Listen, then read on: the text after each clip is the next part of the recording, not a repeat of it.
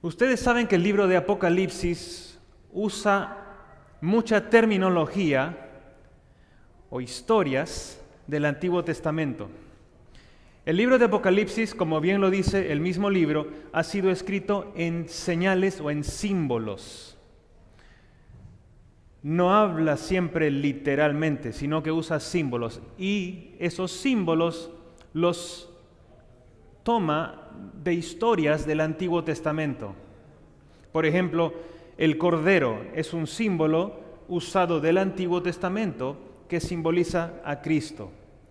Y así tenemos no solamente símbolos, sino terminología, frases, también tenemos historias que han sido tomadas del Antiguo Testamento y se aplican ahora como símbolo en el Apocalipsis. Por ejemplo, en el Apocalipsis encontramos la ciudad o la palabra Israel, pero Israel es simbólico. Encontramos la ciudad de Jerusalén, pero Jerusalén simbólica, porque la Jerusalén de la que se habla en Apocalipsis desciende del cielo, no es la literal. Además, Jerusalén significa ciudad de paz, ¿no? Y la Jerusalén que tenemos en esta tierra de paz no ha tenido mucho. Encontramos la palabra Babilonia, por ejemplo. Babilonia ya no existe, ahora son ruinas. Pero en Apocalipsis se usa de manera simbólica para representar a una unión de poderes que causan confusión, que oprimen al pueblo de Dios. ¿Recuerdan esos tres poderes? El dragón, la bestia del mar y la bestia de la tierra se juntan. A la bestia de la tierra también se le llama el falso profeta. Se juntan estos tres poderes y así es, forman la gran Babilonia. Así que Apocalipsis usa muchas historias del Antiguo Testamento y esto es la clave para poder entender las profecías bíblicas. Cuando el libro de Apocalipsis tiene un símbolo, entonces nosotros buscamos ese símbolo en el Antiguo Testamento. Y cuando lo entendemos en el Antiguo Testamento, luego vamos a Apocalipsis y ahora sí se entiende todo. ¿Sí? Así que no hay necesidad de estar adivinando qué significará esto en Apocalipsis, qué significará el otro. No hay necesidad de adivinar. La Biblia tiene las respuestas. Cuando no usamos la Biblia para entender el libro de Apocalipsis, terminamos con un montón de ideas bien extrañas. Y no se los recomiendo. Bueno, en el capítulo 13 del libro de Apocalipsis tenemos el símbolo de una imagen que la gente estará obligada a adorar bajo pena de muerte. Y este símbolo viene de una historia también del Antiguo Testamento en el libro de Daniel. Es una historia donde también vamos a encontrar un decreto de muerte. Así que vamos por un momento al libro de Daniel. Lo que queremos hacer es entender qué cosa es la imagen de la bestia de la que Apocalipsis 13 habla. Porque Apocalipsis 13 dice que la bestia de la tierra, que ya descubrimos el otro día, que era América protestante o los protestantes en América, descubrimos que los protestantes en Estados Unidos le harían una imagen a la bestia del mar, al papado. ¿Qué cosa es esa imagen? Por eso vamos a ir a Daniel, para entender una historia. Y luego vamos a volver al libro de Apocalipsis y ahora sí vamos a entender muy bien qué cosa es la imagen de la bestia. Ustedes recordarán que Nabucodonosor quería que Babilonia durase para siempre. Nabucodonosor era un rey orgulloso y él pensaba que lo que él había logrado lo hacía merecedor de todo el honor, la gloria e incluso la adoración. Así era de orgulloso este rey. Y Dios decidió revelarle el futuro a Nabucodonosor, rey de Babilonia, a través de un sueño. Después que Daniel le revela el sueño al rey y le da la interpretación del sueño, quedó muy claro que quien está al control de la historia de este mundo es Dios, el Dios del cielo, nadie más. también quedó muy claro que el único que merece honor, gloria y adoración es el Dios del cielo. Nadie más. Es decir, Dios utilizó este sueño para restaurar el honor, la gloria y la adoración al Dios verdadero. Así vemos en Daniel 2:31 que dice: tú, oh rey. Esto es el momento en el que Daniel empieza a explicarle el sueño, a contarle lo que el rey había soñado. Tú, oh rey, veías, y he aquí una gran imagen. ¿Se dan cuenta? Aquí tenemos la imagen. En Apocalipsis 13 tenemos la imagen de la bestia. Acá se nos habla de una imagen. Y van a ver ustedes que Apocalipsis 13 se prestó esta historia para hacernos entender algo que va a suceder muy pronto. Tú, oh rey, veías, he aquí una gran imagen. Esta imagen, que era muy grande y cuya gloria era muy sublime, estaba en pie delante de ti y su aspecto era terrible. Como ya estudiamos en el capítulo 2 de Daniel, esta imagen estaba formada de 4 metales diferentes: oro, plata, bronce, hierro. Y la razón por la cual los metales iban cambiando era que Dios estaba diciendo que Babilonia no iba a durar para siempre. Después de Babilonia vendría el reino de la plata, Medo-Persia, después el reino de bronce, que era Grecia, y así sucesivamente. Esto no le gustó mucho al rey. Nabucodonosor decía: Babilonia va a durar para siempre, pero luego vino Dios y le dice: no, quien está al control soy yo. Y te estoy diciendo que después de ti vendrá otro reino. Bueno, eso era el sueño. Luego Daniel 2, 34 al 35. Estabas mirando hasta que una piedra fue cortada, no con mano. Es decir, no hubo intervención humana aquí. E hirió a la imagen. ¿Ven la palabra imagen otra vez? La hirió en sus pies de hierro y de barro cocido y los desmenuzó a todos los metales. Mas la piedra que hirió a la imagen fue hecha un gran monte que llenó toda la tierra. Esta piedra representaba al reino de Dios, que sí iba a ser eterno, el único reino que duraría para siempre. Dios decidió usar una imagen para revelar la verdad al rey Nabucodonosor. Y la imagen que Dios usó, la imagen que Dios estableció, era una imagen que tenía diferentes metales. Este era el símbolo de una imagen que Dios estableció. Y habíamos mencionado para qué: para demostrar que solamente Dios tiene el control de la historia de este mundo y para demostrar que solamente Dios es digno de recibir honor, gloria y adoración.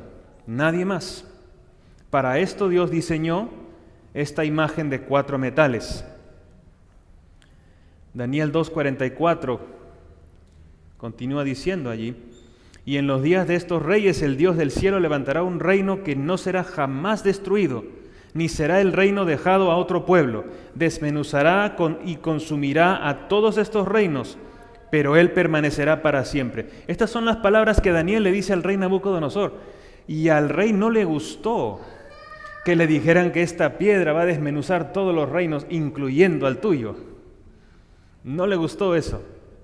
Esta imagen colocaría a Dios por encima y aparte de todos los dioses falsos, de todos los demás reinos y reyes de este mundo.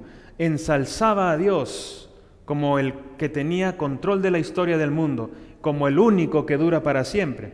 Entonces, el propósito de esta imagen de 4 metales diferentes era atraer la atención de la gente hacia el Dios verdadero. Era para darle gloria a Dios.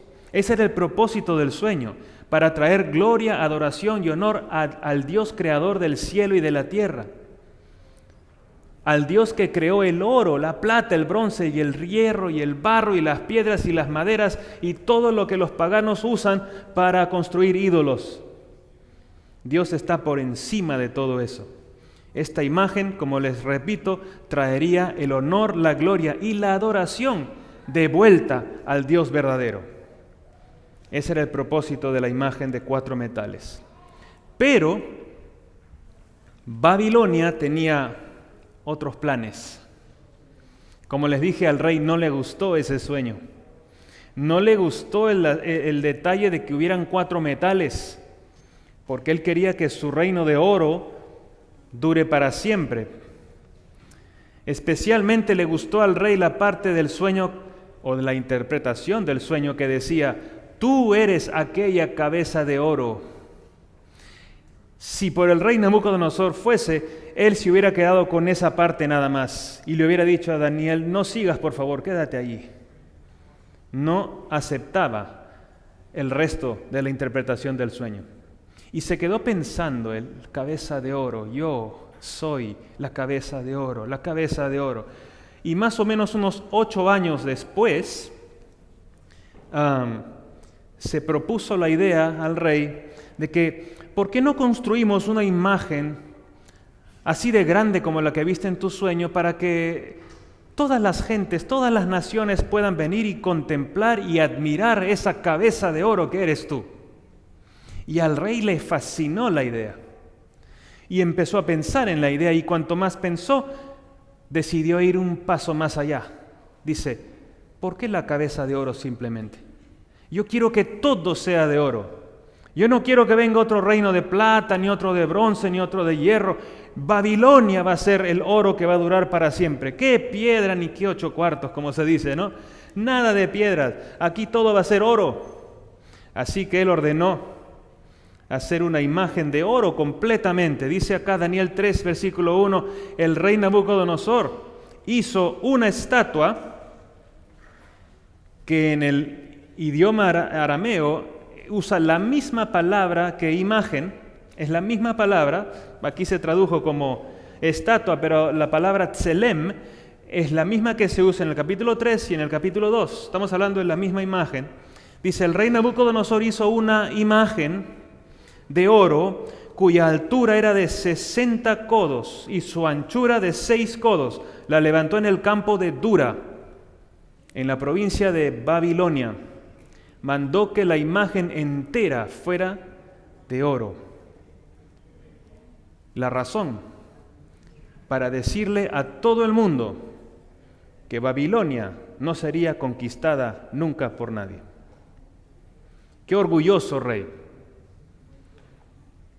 ¿Se han dado cuenta de que se repite el número 6 aquí? También, cuando se dan las medidas de la estatua, 60 codos, 6 codos. Esto era típico del sistema numérico babilonio, de paso. Pero es interesante la repetición del número 6. Lo mismo encontramos en Apocalipsis 13, para referirse a otro poder similar a este. Un poder orgulloso, un poder perseguidor, un poder que no respeta la libertad de conciencia, un poder que manipula al Estado para lograr lo que quiere. Pero continuemos con la historia. Hasta aquí hemos visto que existe una repetición del número 6. Ok, quiero ir apuntando aquí detalles para recordar, porque cuando volvamos a Apocalipsis vamos a recordar estos detalles que aprendemos en la historia de Daniel y vamos a entender lo de la imagen de la bestia de una manera muy sencilla. Ya van a ver ustedes. Hay una repetición del número 6 entonces. Daniel 3, 4 al 6 continúa con la historia. Y el pregonero anunciaba en alta voz. ¿Qué cosa es un pregonero? O un heraldo. Alguien que anuncia, alguien que da la noticia, alguien que trae un mensaje. Dice acá: y el pregonero anunciaba silenciosamente. ¿Ah? No, en alta voz, para que todos se enteren. Decía lo siguiente: mándase a vosotros, oh pueblos, naciones y lenguas. Dígame, ¿este era un mandato para los que vivían en Babilonia nomás? No. Dice, ¿a quién le iba? El mensaje era para todas las naciones, porque Babilonia dominaba el mundo, tenía influencia suficiente como para darle órdenes al mundo entero. A vosotros mándase, oh pueblos, naciones y lenguas, que al oír el son de la bocina, la flauta, tamboril, del arpa, del salterio, de la zampoña y de todo instrumento de música, os postréis y adoréis la estatua de oro que el rey Nabucodonosor ha levantado. ¿Se han dado cuenta que la música tiene un poder increíble para hacernos tomar decisiones? Muchas veces nos puede hacer tomar decisiones malas si escuchamos el mal tipo de música. Hay ritmos que simplemente nos bloquean nuestro filtro mental y nos ponemos en un estado mental en el que aceptamos todo lo que se nos dice, porque estamos como en éxtasis, como en una emoción muy grande y todo lo que me digan yo lo acepto. No está activa la parte de mi cerebro que me dice esto está mal, esto está bien, esto acepto, esto no acepto. Y los paganos usaban esto muy bien. La música ayudaba a que todos simplemente por emoción se uniesen a la festividad de adorar a esta imagen. Y dice el versículo 6, y cualquiera que no se postre y adore, inmediatamente será echado dentro de un horno de fuego ardiendo. Qué terrible reino el de Babilonia. No respetaba la libertad de conciencia en absoluto. El que no se postrase a adorar esa imagen iba a ser echado a un horno de fuego ardiente. Ahora, ¿cuál era el problema con esta imagen de oro? Hay un aspecto espiritual muy importante aquí. Y escuchen con atención. El problema era el siguiente.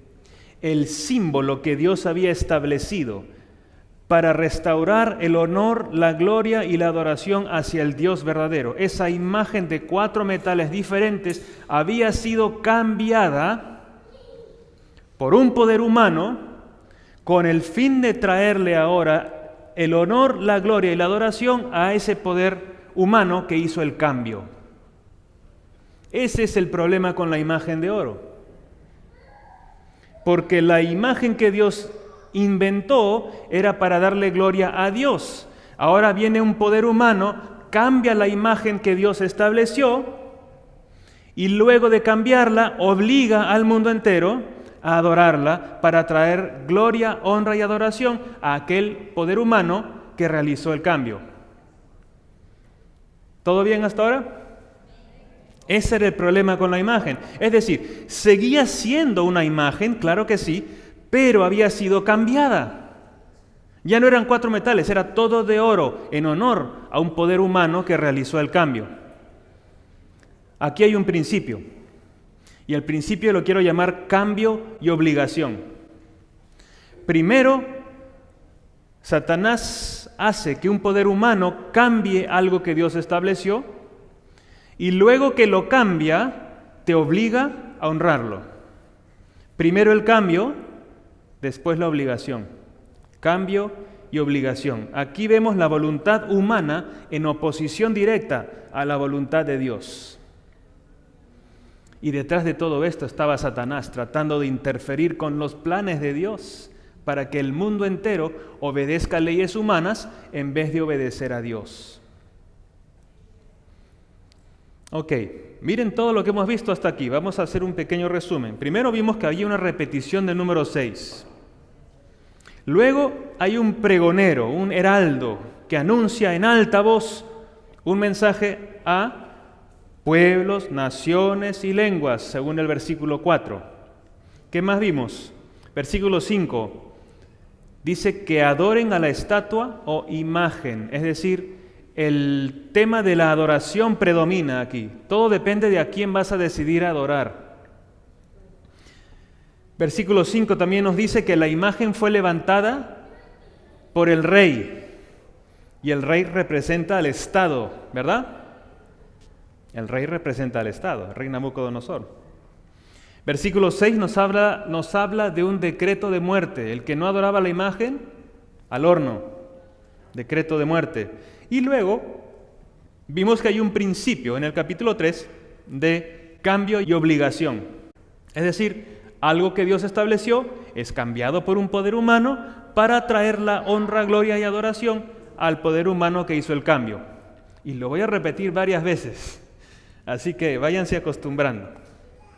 Daniel 3:8, ¿qué nos dice? Por esto, en aquel tiempo, algunos varones caldeos vinieron y acusaron maliciosamente a los judíos. Habían 3 judíos, jóvenes hebreos, que decidieron mantenerse firmes al Señor.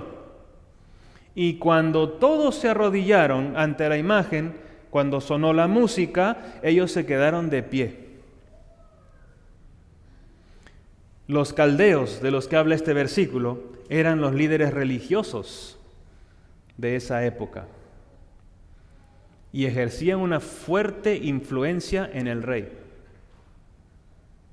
Los líderes religiosos de esa época convencieron al rey de que meta al horno a estos 3 hebreos. Miren una historia parecida, solo como un paréntesis, para que vean el principio este. Daniel 6 al 7. Esto era cuando ya Darío estaba reinando, rey de Medo-Persia. Entonces estos gobernadores y sátrapas se juntaron delante del rey y le dijeron así: Rey Darío, para siempre vive. Todos los gobernadores del reino, magistrados, sátrapas, príncipes y capitanes han acordado por consejo que promulgues un edicto real y lo confirmes, que cualquiera que en el espacio de 30 días demande petición de cualquier dios u hombre fuera de ti, oh rey, sea echado en el foso de los leones. Estos eran políticos y líderes religiosos trabajando juntos para influenciar al rey a que dé un decreto. ¿Suena familiar? Ya vamos a ver que sí. Específicamente para influenciar al rey a que dé un decreto de muerte. La historia nos dice, Daniel 6, 8 al 9, ahora, oh rey, confirma el edicto y fírmalo para que no pueda ser revocado, conforme a la ley de Media y de Persia, la cual no puede ser abrogada. Firmó pues el rey Darío el edicto y la prohibición. ¿Lo convencieron o no? ¿Quiénes? Los líderes religiosos. Los caldeos, en el caso de Babilonia, convencían al rey de que firme edictos y decretos. Así que notamos aquí, en el capítulo 3 y en el capítulo 6 de Daniel, que los líderes religiosos influenciaban a los reyes a que firmen decretos. Esto es lo que hemos encontrado en Daniel. Daniel 3:7 dice, por lo cual, estamos volviendo a la historia de la imagen, ¿ok? Por lo cual, al oír todos los pueblos el son de la bocina, de la flauta, del tamboril, del arpa, del salterio y de la zampoña y de todo instrumento de música, todos los pueblos, naciones y lenguas, ¿se dan cuenta que el mundo entero estaba involucrado aquí?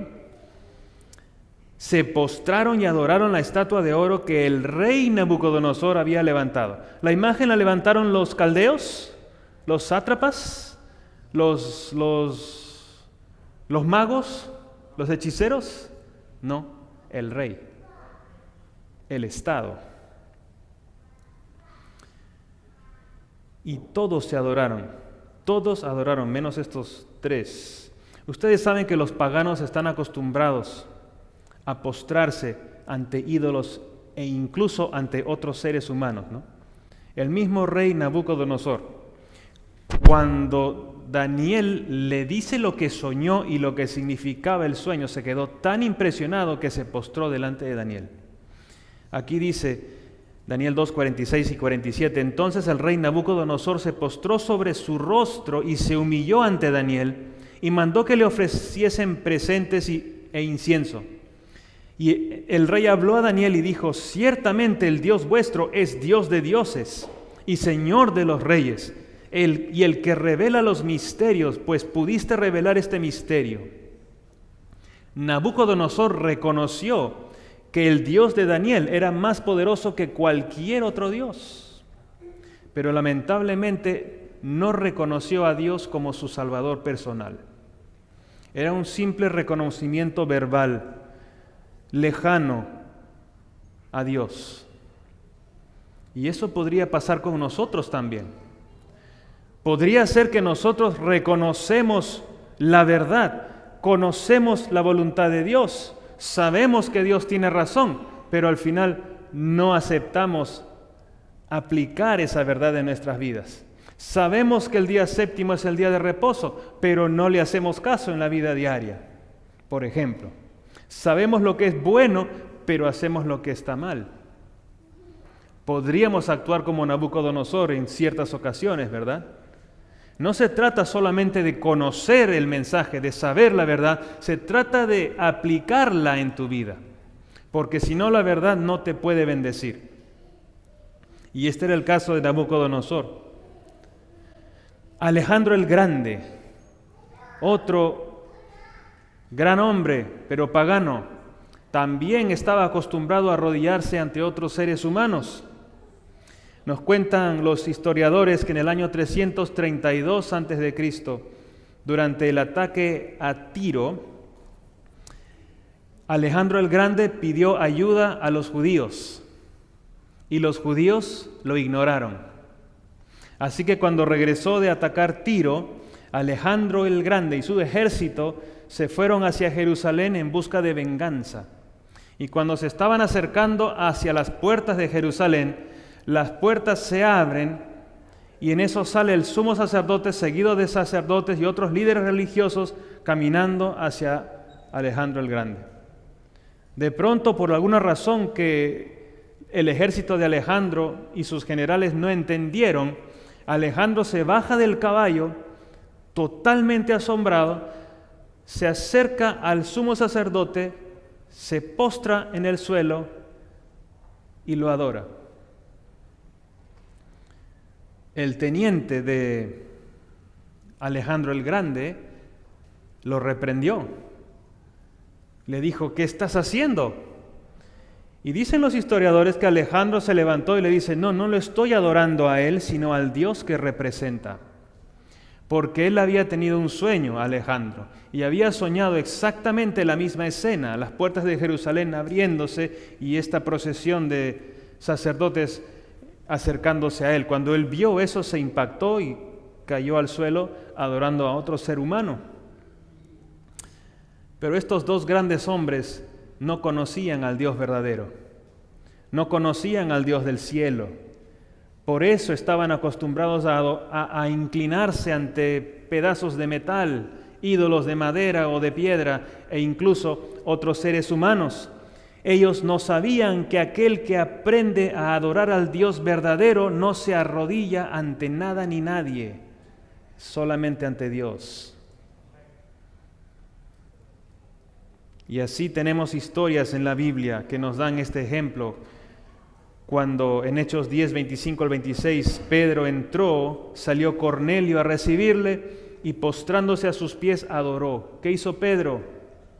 Mas Pedro le levantó diciendo, levántate, pues yo mismo también soy hombre. ¿Cómo me vas a adorar a mí? ¿Qué tal ejemplo del apóstol Pedro, no? En otra oportunidad, Pablo y Barnabás se van a predicar a una ciudad. Dice Hechos 14:13, y el sacerdote de Júpiter, este sacerdote pagano, cuyo templo estaba frente a la ciudad, trajo toros y guirnaldas delante de las puertas y juntamente con la muchedumbre quería ofrecer sacrificios para adorar a Pablo y a Barnabás. O Bernabé, ¿no? Los versículos 14 y 15. Cuando lo oyeron los apóstoles Bernabé y Pablo, rasgaron sus ropas y se lanzaron entre la multitud dando voces y diciendo, varones, ¿por qué hacéis esto?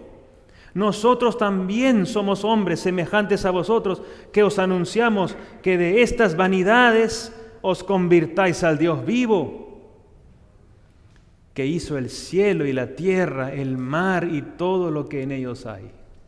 Ustedes van a darse cuenta que en la Biblia la verdadera adoración está conectada y se basa con el hecho de que Dios es el creador.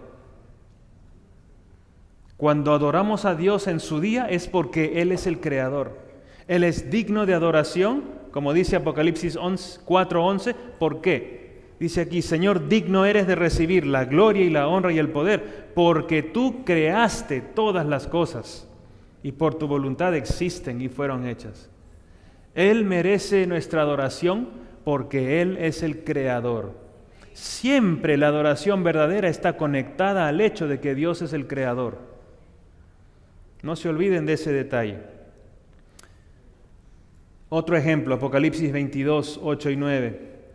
Yo, Juan, soy el que oyó y vio estas cosas, y después que las hube oído y visto, me postré para adorar a los pies del ángel que me mostraba estas cosas. ¿Estaba bien que Juan hiciera eso? No, ¿verdad? Él estaba tal vez muy impresionado por el ángel.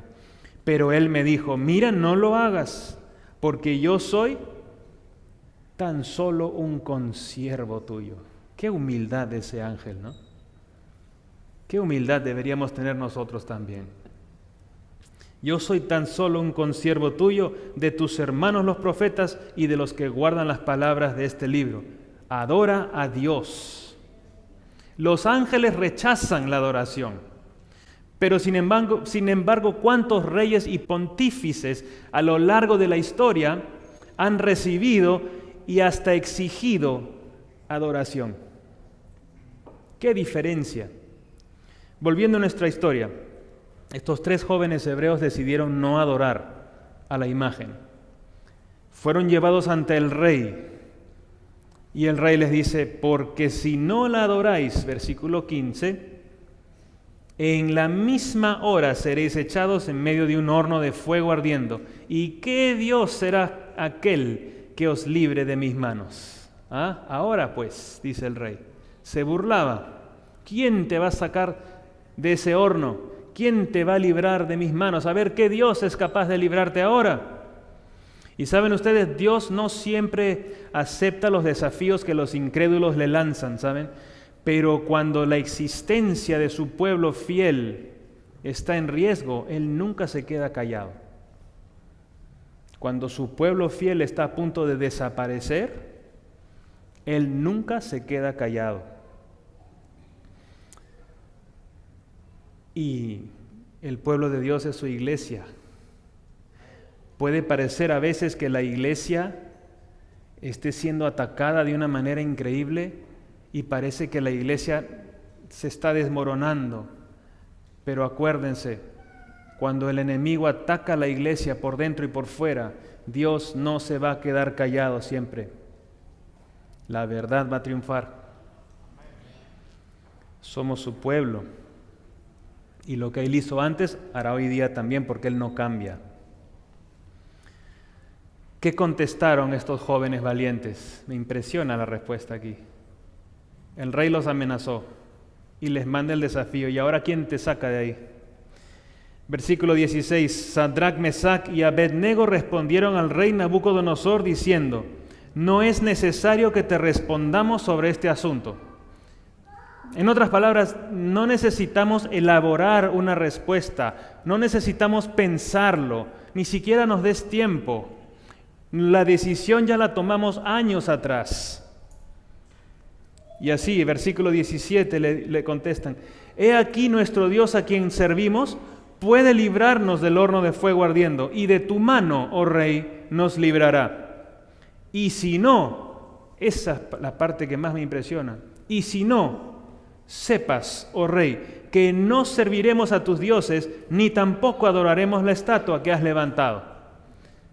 Ellos tenían la plena seguridad de que Dios era capaz de sacarlos de ese horno de fuego. No lo dudaron ni un instante, pero confiaban tanto en Dios que eran capaces de seguirle siendo obedientes, incluso si Dios decidiese que ellos muriesen en el horno. A veces nosotros somos fieles a Dios solamente cuando Él nos bendice, solamente cuando nos da un trabajo, solamente cuando nos va bien. ¿Pero acaso le somos fieles cuando nos va mal? Esa es fe. Y estos jóvenes estaban dispuestos a serle fieles, aunque pase lo que pase, aunque pierdas tu trabajo, aunque no pases el curso, aunque te quedes solo o sola, fiel a Dios. y Dios es fiel a ti. Así con estos jóvenes lo fue, y Él es el mismo hoy.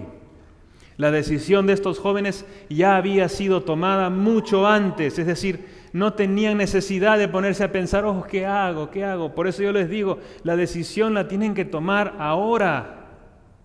Porque si se esperan a que estén en una situación así, no van a poder tomar una decisión correcta porque va a haber demasiada presión.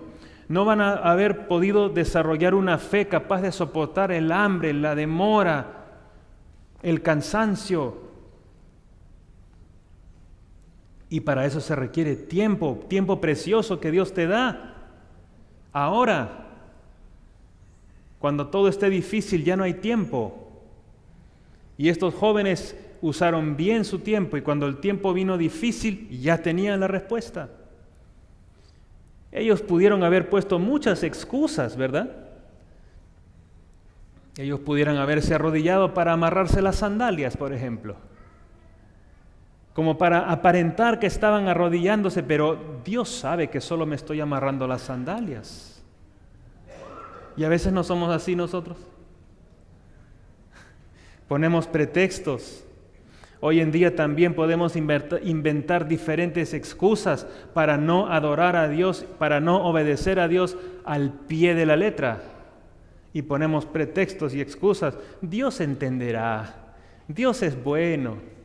Dios es bueno. Ay, yo también sé que Dios es bueno, pero Dios expulsó a Adán y Eva del jardín del Edén solamente por comer una fruta. Dios es bueno, pero Él cumple lo que dice.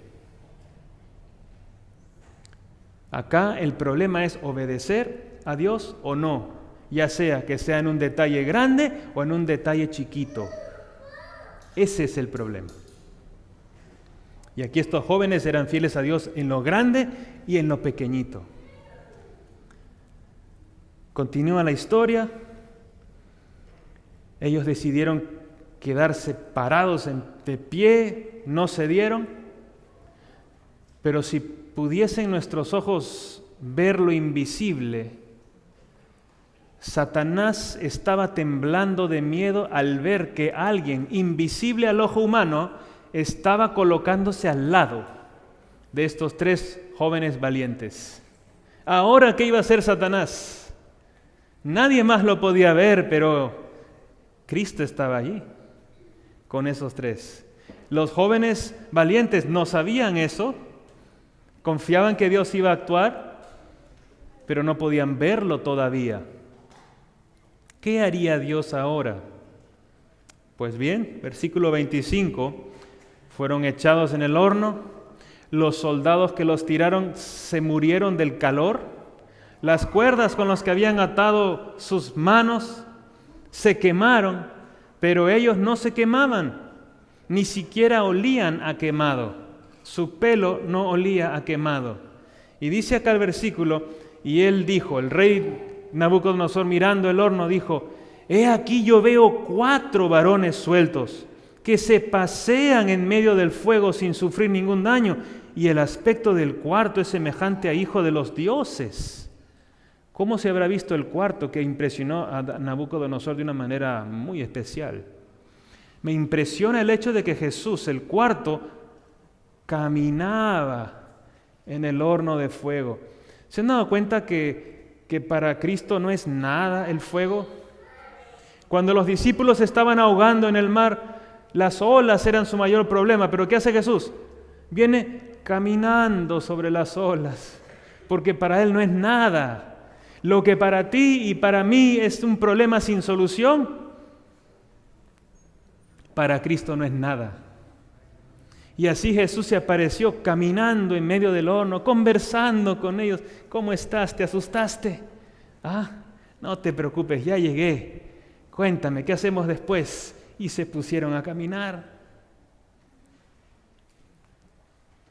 Para este momento todos se habían olvidado de la imagen de oro, les apuesto. Ya nadie estaba mirando esa imagen de oro, a nadie le interesaba.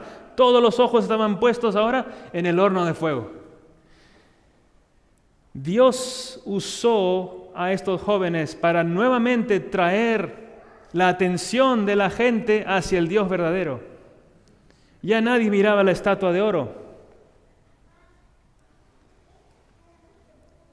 Ahora la honra, la gloria y la adoración se le iba a dar a Dios, como debe ser.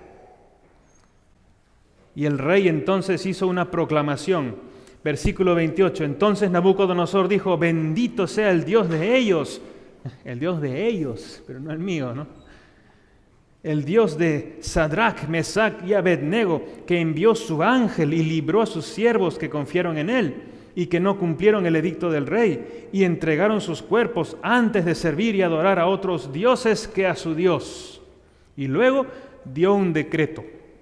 O sea, ahí ya se pasó de la raya cuando da el decreto, porque luego dice lo siguiente: por lo tanto, decreto que todo pueblo, nación o lengua que dijere blasfemia contra el Dios de Sadrach, Mesach y Abednego sea descuartizado y su casa convertida en muladar, por cuanto no hay Dios que pueda librar como este. Qué impresionante historia. Y qué interesante que a lo largo de la historia han habido muchos decretos similares a este decreto que dio el rey. Y muchos de ellos, de estos decretos, fueron impuestos en el nombre de Dios, obligando a la gente a hacer algo en nombre de Dios, violando sus conciencias, haciendo uso del poder civil y del Estado para imponer ciertas observancias religiosas, violando la libertad de conciencia. ¿Será diferente antes que Cristo venga? ¿Ustedes creen que va a ser diferente? La historia se va a repetir. El diablo es el mismo también. Y la historia se va a repetir. La unión de iglesia y Estado nunca ha resultado en libertad de conciencia. Jesús ya lo dijo claramente, que iglesia y Estado pertenecen a dos categorías que tienen que permanecer separadas. En Mateo 22, 21, Él dice: dad pues a César lo que es de César y a Dios lo que es de Dios. Al Estado lo que es del Estado y a Dios lo que es de Dios. Pero esas cosas no van unidas. Cuando se unen, lo único que pasa es intolerancia religiosa. Cada vez que un gobierno influye sobre una iglesia o que una iglesia influye sobre un gobierno, el resultado es injusticia e intolerancia religiosa. O en el mejor de los casos, tolerancia religiosa, que no sé qué es peor, porque la tolerancia religiosa te concede una gracia, un favor, en vez de respetar tu libertad de conciencia, de adorar a tu Dios como te lo diga tu conciencia. El libro de Apocalipsis anticipa que habrá un espíritu de injusticia e intolerancia religiosa antes que Cristo venga. Pasaremos tiempos muy similares a los días de Daniel y sus amigos. Otra imagen está a punto de ser formada en nuestros días. Repasemos lo que hemos visto antes de continuar. Miren, repetición del número 6, número de hombre. Un pregonero que anuncia en alta voz para llamar la atención de todas las naciones. El mensaje va a todo el mundo, pueblos, naciones y lenguas. El mensaje tiene que ver con adorar a algo que no es Dios o algo que Dios no ordenó. Luego, esta imagen fue levantada por el rey, que representa al Estado. El rey no representaba a la iglesia, los caldeos eran los líderes religiosos, pero el rey es el Estado. Hay un decreto de muerte, ¿sí? Hay un principio de cambio y obligación, ¿sí? ¿Recuerdan qué era? Que algo que Dios estableció para su honra y gloria y adoración es cambiado por un poder humano para traer la gloria, honra y adoración al poder humano que hizo el cambio. Esto es lo que aprendimos en la historia de Daniel. Y luego vimos cómo los líderes religiosos tenían una influencia muy poderosa para convencer al rey o al Estado. Muy bien, eso es solamente repasando. Ahora sí, vamos a Apocalipsis. ¿Qué cosa es la imagen de la bestia? Apocalipsis 13, versículos del 11 al 12, nos hablan de este surgimiento de una segunda bestia que sale de la tierra, como ya estudiamos. Después vi otra bestia que subía de la tierra y tenía 2 cuernos semejantes a los de un cordero, pero hablaba como dragón. Otra bestia, o sea que hay 2 bestias actuando juntas. Y ejerce toda la autoridad de la primera bestia en presencia de ella, es decir, son amigos. La primera bestia es la que sale del mar, el papado, como ya descubrimos. La segunda bestia es el protestantismo en Estados Unidos. Estos 2 poderes trabajando juntos, utilizando eventualmente el poder del Estado para obtener una influencia mundial. Y dice acá, y hace que la tierra y los moradores de ella adoren a la primera bestia, al papado, cuya herida mortal fue sanada. Es decir, el tema principal aquí es la adoración. ¿A quién vas a adorar? Ese es lo principal. ¿A Dios o a la bestia? En simples palabras. Versículo 13. ¿Qué más hace la bestia de la tierra? ¿Qué más hará el protestantismo en este país? También hace grandes señales, de tal manera que aún hace descender fuego del cielo a la tierra delante de los hombres. Señales impresionantes, como las que habían en Babilonia, esos monumentos de oro impresionantes, así como el heraldo de Babilonia, que clamaba en alta voz. La bestia de la tierra llamará la atención del mundo entero con las señales que se le permitirá hacer, tal cual el altavoz o heraldo de Babilonia clamaba llamando la atención del mundo entero. Lo que hará esta bestia de la tierra, el protestantismo, primeramente en este país, será tan impresionante y tan convincente como lo fue el fuego que descendía del cielo en los días de Elías en el Monte Carmelo. Mucha gente que no está familiarizada con la palabra de Dios quedarán convencidos de que hay que adorar a la primera bestia cuya herida de muerte fue sanada, al papado, y buscarán cómo honrarlo. ¿Y qué mejor manera que honrarlo que guardando el día que ellos mismos reconocen como la marca distintiva de su poder, el día domingo? Versículo 14. La bestia de la tierra, el protestantismo, engaña a los moradores de la tierra con las señales que se le ha permitido hacer en presencia de la primera bestia, mandando, no preguntando, mandando a los moradores de la tierra que le hagan imagen a la bestia que tiene la herida de espada y vivió. ¿Quién es esa bestia? El papado, sí. ¿Y quién es el que le manda al mundo que hagan, a los moradores de la tierra que hagan la imagen de la bestia? El protestantismo. Las iglesias protestantes, los líderes protestantes, aquellos que protestaban contra el papado, ellos mismos le dirán al mundo que le hagan una imagen en honor al papado. Y dijimos que para eso tenían que amistarse, ¿no es cierto?, católicos y protestantes. Y vimos cómo es que eso ya está pasando hoy en día, ¿no? Así es, no falta nada, realmente no falta nada. Si no nos hemos dado cuenta de esto es porque estamos durmiendo y es hora de despertar. ¿De acuerdo? ¿Qué significa despertar? Es hora de que investigues la palabra de Dios. Pasa tiempo estudiando, despierta. Despierta si no lo has hecho hasta ahora. Dice, mandando a los moradores de la tierra. Es decir, el protestantismo en América no hace la imagen, pero sí influye al Estado a hacerla. ¿Se dan cuenta? El protestantismo no hace la imagen, pero sí influye al Estado a que el Estado la haga, tal cual los líderes religiosos hicieron con Nabucodonosor. Influían, tal cual lo hicieron con Darío para que pase la ley. Ahora, ¿qué significa la imagen? Recordemos, en la historia de Daniel, La imagen era algo que Dios estableció para traer la honra, gloria y adoración hacia Él, Dios verdadero, pero que fue cambiado por un poder humano para traer la honra, gloria y adoración al poder humano que hizo el cambio. Eso es lo que vimos. Seguía siendo una imagen de oro, pero esta vez había sido cambiada. Ya no tenía 4 metales. Y ahora era para honrar a un poder humano. Y en el caso de Apocalipsis 13, es algo que Dios estableció, pero que fue cambiado por un poder humano para traer la honra y gloria al poder humano que hizo el cambio. En este caso, el papado.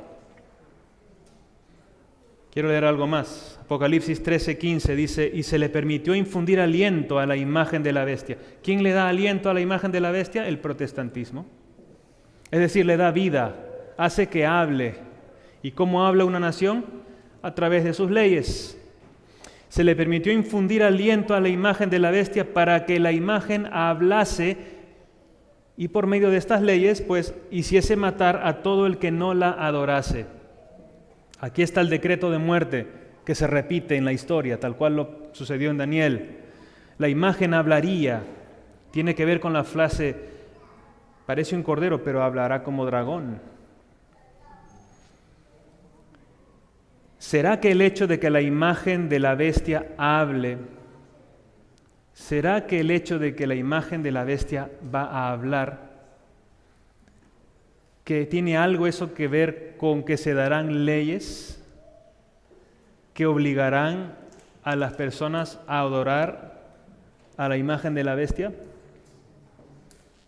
Claro que sí. Leyes que eventualmente resultarán en un decreto de muerte para todos aquellos que no estén de acuerdo. Claro que sí. Dios escogió ciertas historias del Antiguo Testamento porque Él sabe que se van a repetir y nos las puso en el Nuevo Testamento para que estemos alertas, para que veamos cómo Él actuó en el pasado, para que sepamos cómo Él va a actuar en el futuro. Versículos 16 y 17. ¿Qué más hacía esta bestia de la tierra? Y hacía que a todos, pequeños, grandes, ricos y pobres, libres y esclavos, se les pusiese una marca en la mano derecha o en la frente, y que ninguno pudiese comprar ni vender, sino el que tuviese la marca o el nombre de la bestia o el número de su nombre. ¿Se dan cuenta cómo el protestantismo en este país tendrá una influencia tan grande que todo el mundo va a terminar haciendo lo que ellos digan? Porque va a utilizar al Estado, tal cual lo hizo el papado. Influenciaba al mundo entero. Todo el mundo será afectado cuando este país empiece a hablar como dragón. Todos van a seguir el ejemplo, unos después que otros, pero eventualmente el mundo entero hará lo mismo. Luego acá, el versículo 18, aquí hay sabiduría, dice, ¿no? El que tiene entendimiento cuente el número de la bestia, pues es número de hombre, y su número es 666. Nuevamente la repetición del número 6 aquí. Es que estamos hablando de la misma historia. Dios sabía que la historia se iba a repetir. Y aquí tenemos otra vez ese número 6, que representa al hombre tratando de hacer su propia voluntad.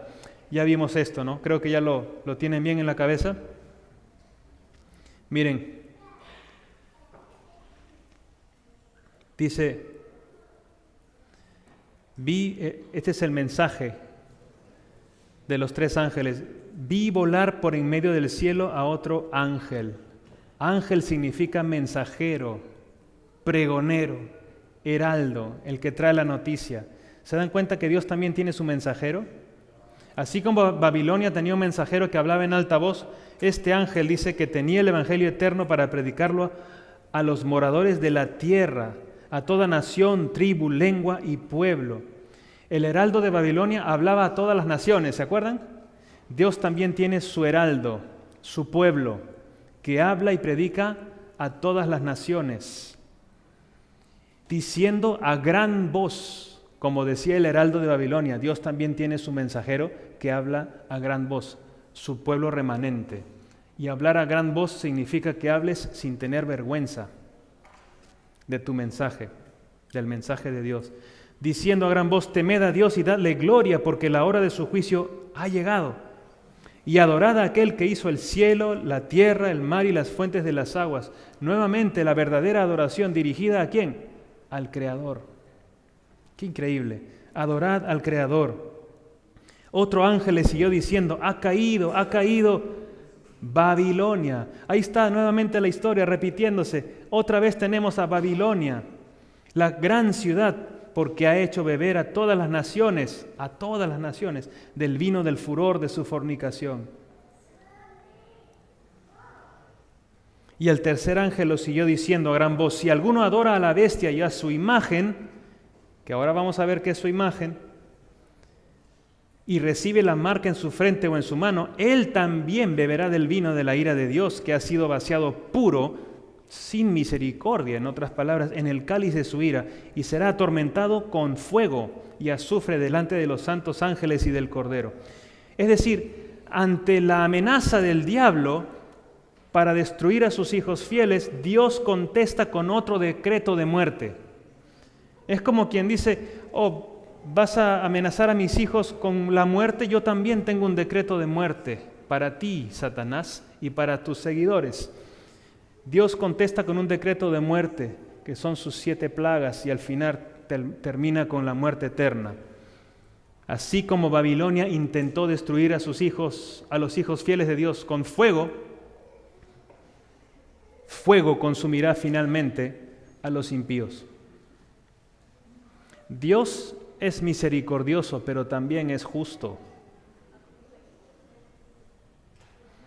Apocalipsis 16:1 dice, oí una gran voz que decía desde el templo a los 7 ángeles, id y derramad sobre la tierra las 7 copas de la ira de Dios. Es decir, la ira de Dios contenida en 7 copas. ¿Y sobre quiénes caerán estas 7 plagas? Dice el versículo 2 de Apocalipsis 16, fue el primero y derramó su copa sobre la tierra y vino una úlcera maligna y pestilente sobre los hombres que tenían la marca de la bestia y que adoraban su imagen. Esas 7 plagas caerán solo sobre aquellos que adoren a la imagen de la bestia. Y al adorarla, obviamente, recibieron la marca de la bestia. Recordando entonces, una vez más solamente, ¿qué era la imagen en Daniel 3?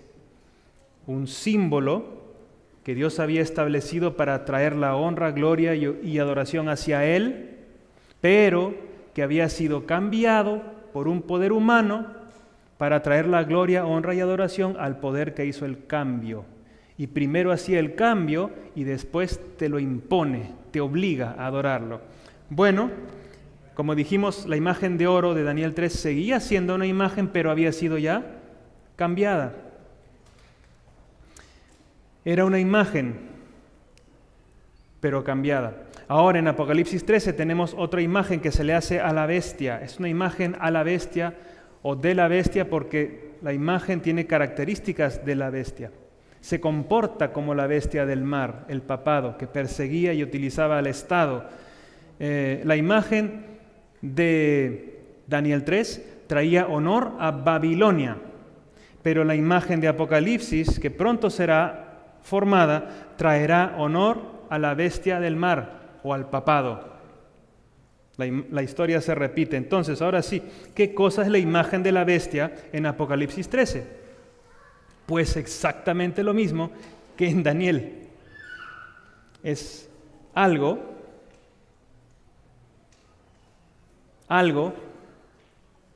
que Dios estableció para traer honor, gloria y adoración al Dios verdadero, pero que un poder humano cambió para traer la gloria, el honor y la adoración al poder humano que hizo el cambio.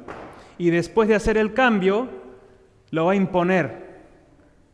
Y si no le haces caso, te amenaza con la muerte. ¿Qué cosa es eso que Dios estableció para su honra y honor? El 7º día. El único mandamiento que lo reconoce como el Creador. El único mandamiento que nos muestra que Él se merece la gloria y la honra, porque Apocalipsis 4:11 dice que Él es digno de honra y gloria. ¿Por qué? Porque Él creó, porque Él es el creador. Es esto lo que fue cambiado. Esto no es la imagen de la bestia, pero esto es lo que fue cambiado por la bestia, y una vez que lo cambió, y una vez que te lo impone a través de leyes, ahí se convierte en la imagen de la bestia. Es decir, cuando salga una ley que te obligue a obedecer un día que honra al papado, que es la bestia del mar, se habrá formado la imagen de la bestia. Y para eso falta muy poco. Y cuando esté formada la imagen de la bestia, o esta ley, y tú tomes tu decisión, ¿qué vas a hacer? Recibirás o el sello de Dios o la marca de la bestia. Si decides serle fiel a Dios, recibes el sello de Dios. Si decides serle fiel a la bestia, recibirás también la marca de la bestia. Eso es la marca de la bestia entonces. Éxodo 20:11 dice, ¿por qué hay que descansar? ¿Por qué hay que guardar el sábado? Porque en 6 días hizo Jehová los cielos y la tierra, el mar y todos los que en ellos hay. Es decir, ¿por qué? Porque Él es el creador. ¿Se acuerdan? Toda verdadera adoración está linkeada, está conectada al hecho de que Él es el creador. Y reposó en el 7º día. Por tanto, Jehová bendijo el día de reposo y lo santificó. Esto es lo que Dios estableció para dar honra, gloria y adoración a sí mismo. El 7º día. Entonces, ¿cómo puedo adorar a aquel que hizo el cielo, la tierra y el mar y reconocerlo como creador? Guardando el 7º día que lo reconoce como creador. Es así de simple. Son 24 horas, pero no son mías. Pertenecen a Dios, por eso no las puedo tocar. No es un buen día para hacer la santa siesta, porque no es un día mío. Le pertenece a Dios. Por eso no lo puedo tocar. ¿Ha sido el 7º día sábado cambiado por algún poder humano? ¿Verdad que sí? Ya lo vimos antes en el Catecismo de la Iglesia Católica. ¿Por qué observamos el domingo en vez del sábado? Dice la pregunta. La respuesta en el mismo Catecismo. Porque la Iglesia Católica transfirió la solemnidad del sábado al domingo. Muy claro. Cardenal James Gibbons nuevamente dice, puedes leer la Biblia desde Génesis hasta Apocalipsis, no vas a encontrar ni una línea que autorice la santificación del domingo. Las Escrituras hacen cumplir la observancia religiosa del sábado. La Biblia no autoriza guardar el domingo. Carl Keating, un teólogo católico, dice, fue la Iglesia Católica la que decidió que el domingo debía ser el día de la adoración. No fue Dios quien decidió eso. ¿Por qué? Dice, para los cristianos en honor a la resurrección. Dios nunca hizo eso. ¿Recuerdan la imagen en Babilonia? ¿Cómo seguía siendo una imagen, pero ahora cambiada? De la misma manera, el día domingo sigue siendo un día de 24 horas, pero ya no es el día del Señor. Es un día cambiado. Sigue siendo un día, pero cambiado. No es el día que Dios estableció. Ha sido cambiado para darle honra, gloria y adoración al poder humano que la cambió, que es el papado.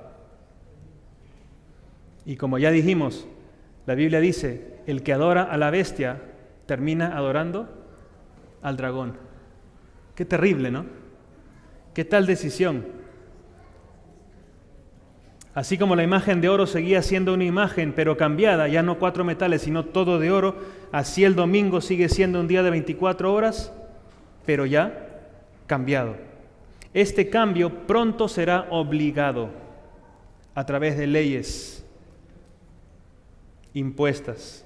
Recuerden el principio de cambio y obligación. En conclusión, cuando los protestantes en Estados Unidos, en unidad con la Iglesia Católica, presionen al gobierno, al Estado, así como los líderes religiosos presionaban a los reyes en el pasado, a honrar la institución católica, decretando leyes que obliguen la observancia del domingo en vez del séptimo día que Dios estableció, entonces habrán formado ellos una imagen a la bestia. Claro que las razones de estas leyes van a estar disfrazadas, no lo dudo. Se le llamará de repente un día de la familia, se le llamará un día para mejorar la situación del planeta, darle un día de descanso al planeta. Será muy disfrazado, pero sea como sea que lo llamen, ustedes ya saben quién está por detrás. Tú sabrás lo que hay detrás, ¿por qué? Porque tú estás estudiando la Biblia, ¿amén? No podrás ser engañado. Voy a terminar con esta cita de El conflicto de los siglos, y estoy totalmente de acuerdo con esta escritora que dice, y de paso ella lo escribió hace como 150 años, solo porque está en la Biblia. Cuando las iglesias principales de los Estados Unidos, uniéndose en puntos comunes de doctrina, influyan sobre el Estado para que se impongan los decretos y las instituciones de ellas, llámese el día domingo, entonces la América protestante habrá formado una imagen de la jerarquía romana, o sea, de la bestia. Una imagen, una decisión. Y esta es la invitación que quiero hacerte en esta noche.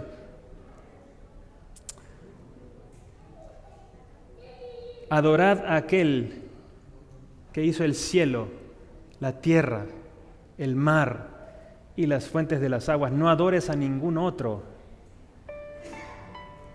porque hay una imagen y también hay una decisión que tienes que hacer al respecto.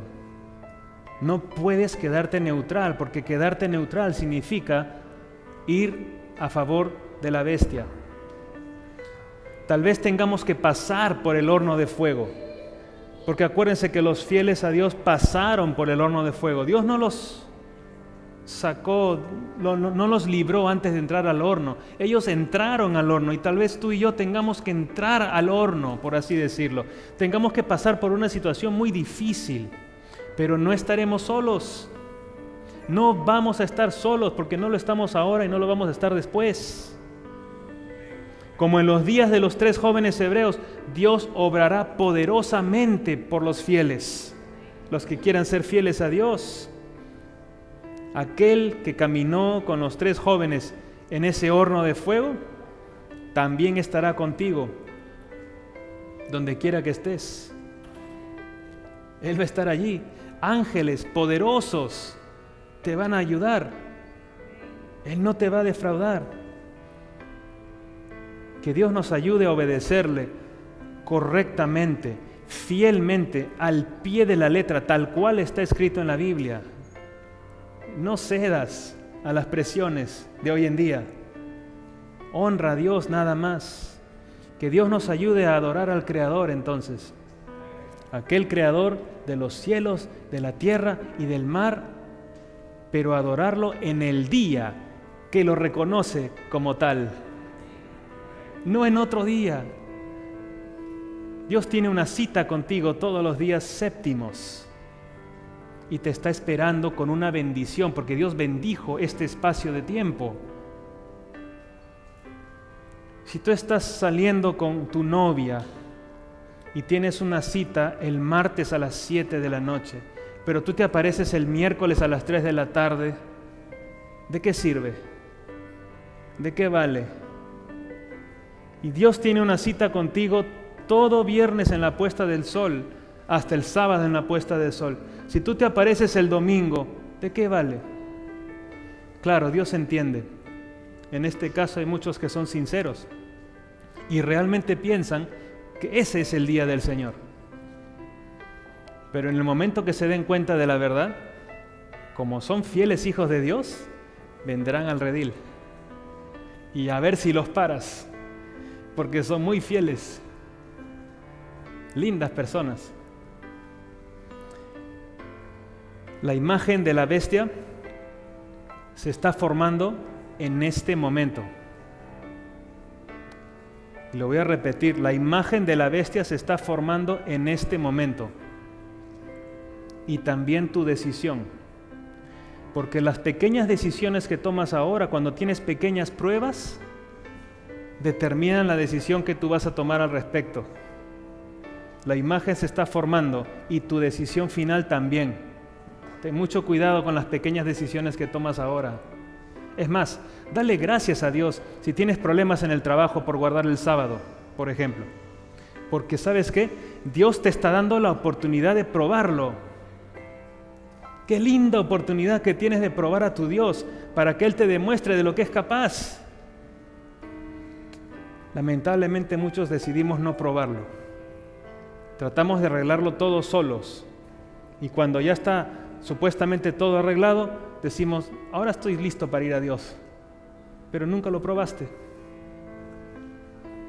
Dios es grande. La invitación que tengo para ti es esta, de parte del Señor Jesús. ¿Ya has pensado guardar el día séptimo para honrar y darle gloria a tu Dios y Creador? Si hasta aquí no lo has estado guardando bien, yo te invito a ponerte de pie y reconsagrarte al Señor. Puede ser que nunca lo hayas guardado. Puede ser que esto es nuevo para ti. Si quieres guardar el sábado por primera vez, yo quisiera pedir una oración especial para ti. Yo quisiera que vengas aquí conmigo para orar de la mano juntos. Y quiero pedirle a Dios que te dé una ayuda especial si nunca has guardado el sábado y quieres empezar a hacerlo. Como me imagino que tendrás muchas preguntas, quiero hacer una oración muy especial. ¿Habrá alguien aquí que nunca guardó el sábado, que tal vez no sabe cómo se hace, pero que ha sentido en tu corazón que sí, ese es el día del Señor? Yo quiero honrar al Dios del cielo y no a ningún poder humano. Yo no sé si hay alguien aquí que sienta eso, pero sería lindo orar juntos. Mientras ustedes oran también para que Dios los guarde fieles a Él. ¿Habrá alguien que nunca guarda el sábado y que quisiera pensar en hacerlo y quiere pedirle aquí conmigo ayuda a Dios para que Dios te muestre cómo?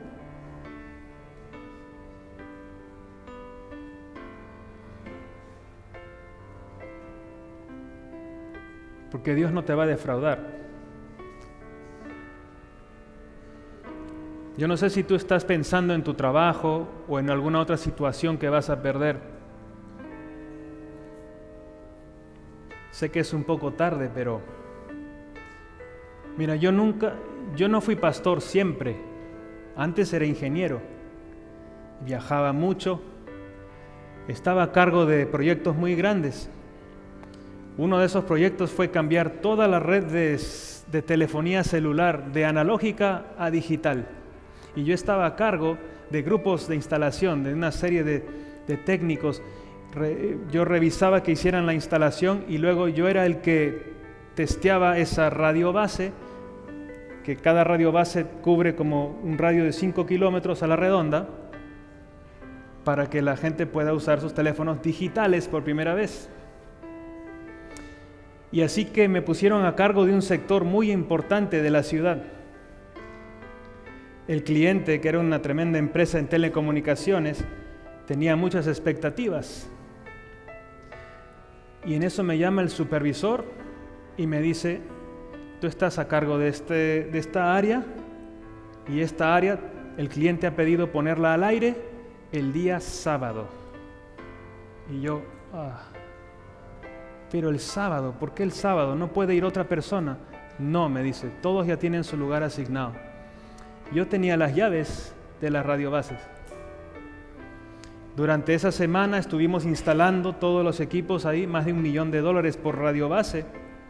Finalmente todo estaba instalado, pero para ponerlo al aire hay que hacer un montón de pruebas, frecuencias que tienes que cambiar, potencias que hay que regular y una serie de cosas. Si no lo haces, 5 kilómetros a la redonda se quedan sin señal. ¿Y quién tiene la culpa? Yo. Así me sentía, ¿qué hago? Pero le dije al supervisor, mira, tú sabes que no puedo ir, no voy a ir.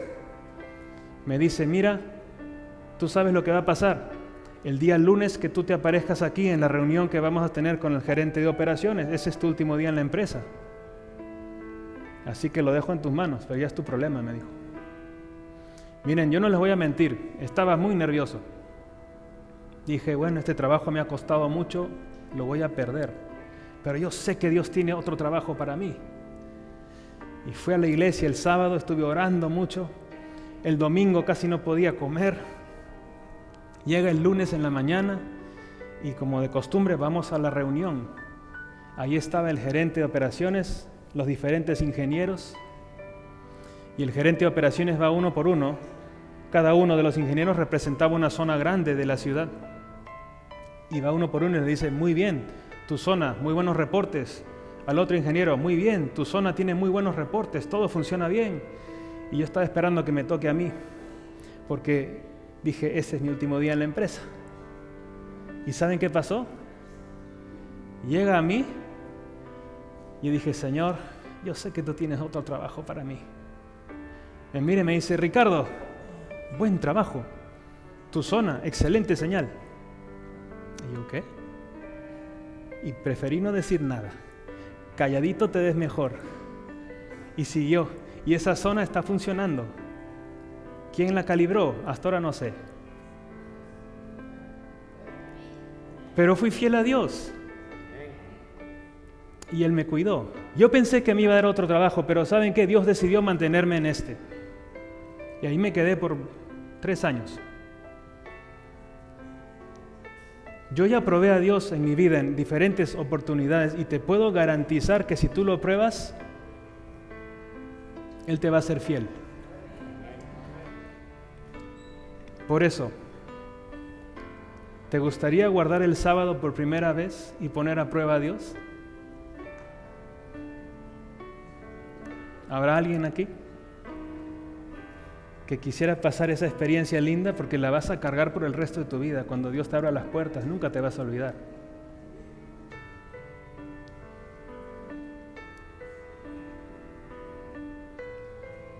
Bueno, yo voy a orar como de costumbre. Tal vez hay alguien aquí que nunca guardó el sábado y que siente las ganas y no quiere pasar. Yo voy a orar igual por ti. Y si te animas mientras oro, pasa adelante. Vamos a inclinar nuestros rostros a ese Dios maravilloso. Bendito Padre Celestial, Señor, en esta oportunidad quiero darte las gracias por tu palabra. Infinitas gracias, Señor, por avisarnos antes de tiempo todo lo que va a pasar. Gracias por darnos tanto tiempo para prepararnos. Lamentablemente a veces no usamos bien nuestro tiempo y es muy poco lo que sabemos de ti, de tu palabra y de las cosas que van a pasar. Te ruego que nos puedas despertar de manera que seamos conscientes y que intencionalmente separemos un espacio sagrado cada día para conectarnos contigo, para preguntarte qué es lo que tú quieres de mí, para ponernos a tu disposición cada día. Que no descuidemos eso diariamente. Queremos pedirte perdón también si es que no hemos guardado tu día como debe ser. Tal vez hemos hecho cosas que se hacen en días comunes, pero no en tu día santo. Tal vez hemos usado tu día como si fuera nuestro, cuando este día especial es tuyo. Perdónanos, por favor. Ayúdanos a entender cómo honrarte, cómo guardar tu día, cómo recibir la bendición que tú dejaste cada séptimo día para nosotros. Y si hay alguien aquí que nunca guardó el sábado, pero siente la voz de tu espíritu diciéndole, es hora de hacer un cambio, es hora de confiar en mí. Por favor, Señor, no dejes a esa persona en paz. Que tu Espíritu Santo siga tocando ese corazón hasta que puedan caer de rodillas ante ti, Señor, confiando plenamente en ti. Que todos nosotros podamos honrarte porque tú eres nuestro Creador. Y que nunca pero nunca cedamos ante ningún poder humano, porque el poder humano que cambió tu santo día no va a durar para siempre, pero tu reino sí. Alabado sea, Señor. Gracias por tu día santo y gracias por bendecirnos. En el nombre de Jesús. Amén. Antes que se retiren, quiero hacer algo que me pareció especial. Me gustaría invitar aquí al frente a aquellas personas que han tomado la decisión de bautizarse este sábado. Y yo quisiera tener algo especial con ellos también. Gracias. Vengan aquí, José.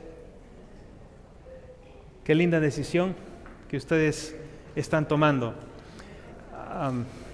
No se van a arrepentir.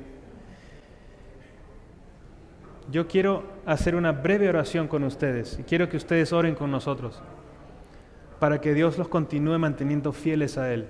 ¿Saben por qué? Porque yo sé que el diablo está bastante fastidiado. Pero yo quiero que ustedes no se desanimen con nada.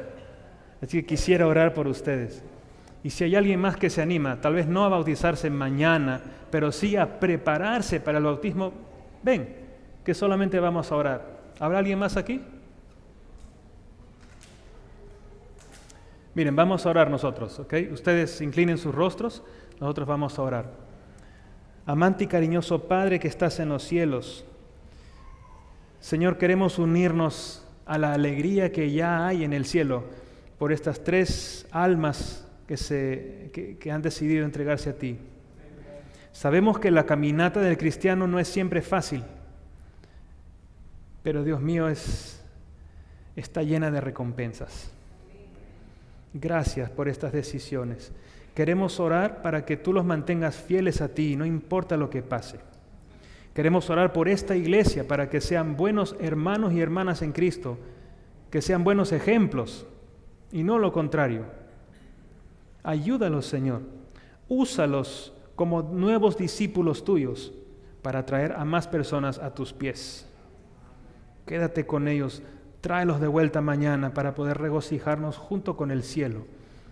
En el nombre de Jesús, nuevamente. Amén. Dios los bendiga. Pronto Jesús.